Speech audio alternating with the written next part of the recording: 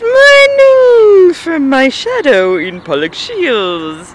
Look at that, another stunningly gorgeous day, February 28th. It's a Monday morning, and wow, look at that sun.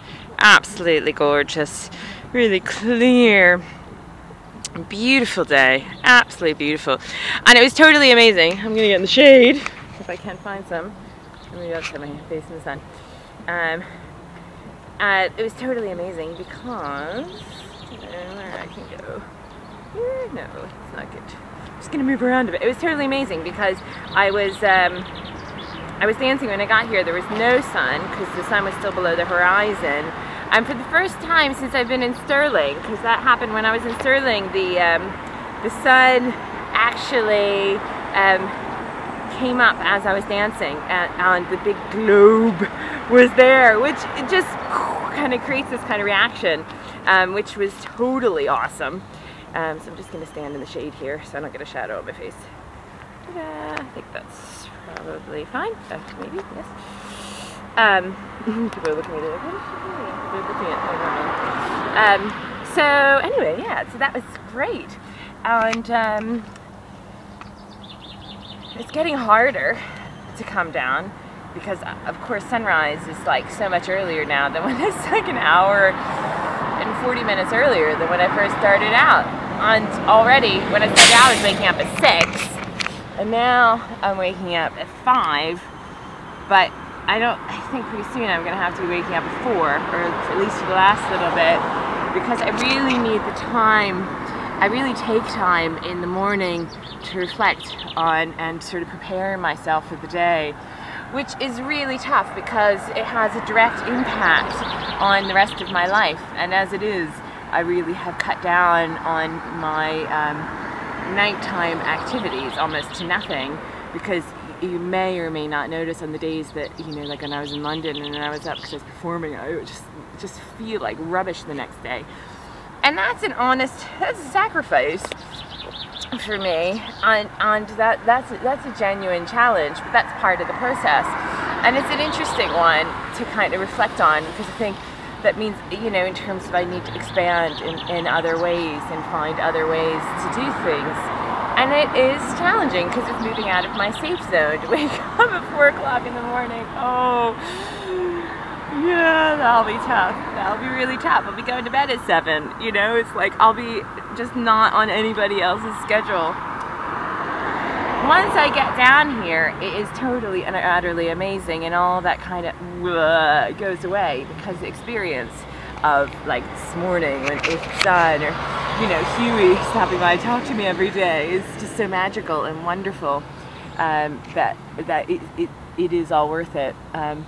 But I had this thought today, and this is specifically in relation to everything going on in the economics in the world, and I was thinking about, because a friend of mine, as I might have mentioned, now has a police record for playing his harmonica, which is just so totally absurd. But he's on record, at least, for you know, in terms of however it is that they mark that, and you know, chances are, unless somebody goes to apply for a job or something like that, unless they actually look into it, he's a long line with people who have done far more radical and damaging, not even have done damaging things, as opposed to playing harmonica in a bank to protest the banker bonuses, which is happening all over the world.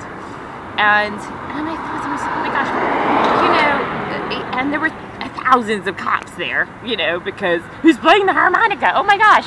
And I thought to myself, we need to be a little bit more creative and intelligent and big-hearted within the context of this, because whilst I support all of that, I think that I'm going to articulate myself correctly.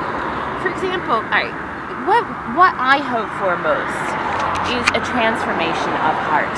Can you imagine with me, just for 1 minute, allow yourself to imagine that the head of RBS or Bank of America woke up tomorrow morning, or this morning, and had a dream and said, oh my God, what have I been doing? And dedicated his life to service, gave away all his money, and went out in the streets and really connected with people.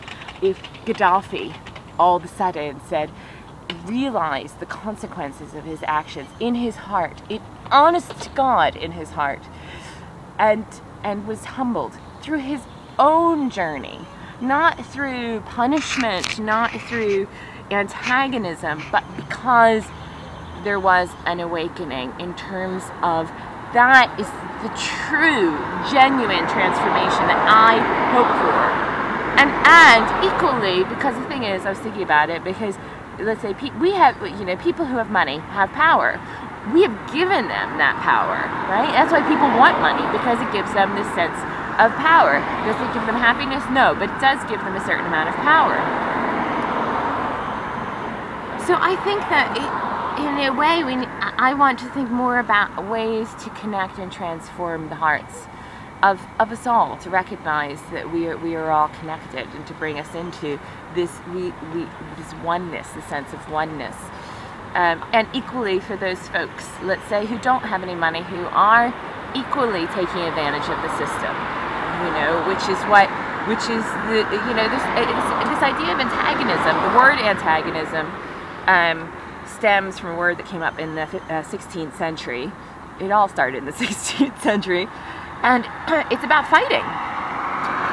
And the word protest has become associated with that. But protest actually means something along the lines of to make a statement of who you are, right? Like this. So I thought to myself, well, like for example, I don't know, like what if there was a thing called penny protest, right? And if everyone went into a bank on a certain day and we all deposited 1 penny, but then somehow there was something that was passed through that, because the thing is, if you're doing business in the bank, right, and granted, it costs a lot more for them to process a penny than it would to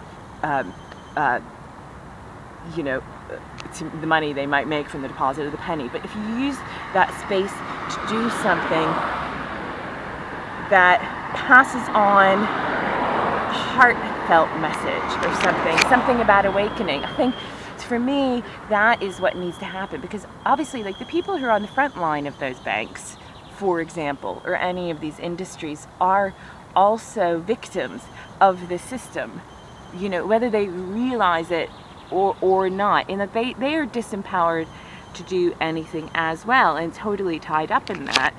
And it is this whole thing about, well, at least I have a job, and very tangential this morning. I think I need to articulate this on paper, but I think there's something in that. I think there's something that is a peaceful protest whose act is not antagonism, which means to create a fight, but a protest, which is about stating who you are, and whose aim is connection and transformation.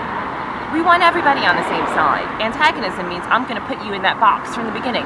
Fight fire with fire, and you're going to get a great big fire. Everybody will burn up. So that was what my dance for was today. It was a kind of a dance of unity, creativity, transformation for us all, and for myself as well. In my waking up earlier and earlier. I think I need to articulate it better, but it's in there somewhere. So anyway, beautiful day. I'm gonna go plan for my 100 dancing. Huey stopped by. He said that means there will be 100 angels in Pollock Shields, which I thought was lovely. So great stuff. Have a good day, and I'll see you tomorrow. Bye. Oh, I'll be in the Brutalol tomorrow because it's my 1-year anniversary. Woohoo! Bye.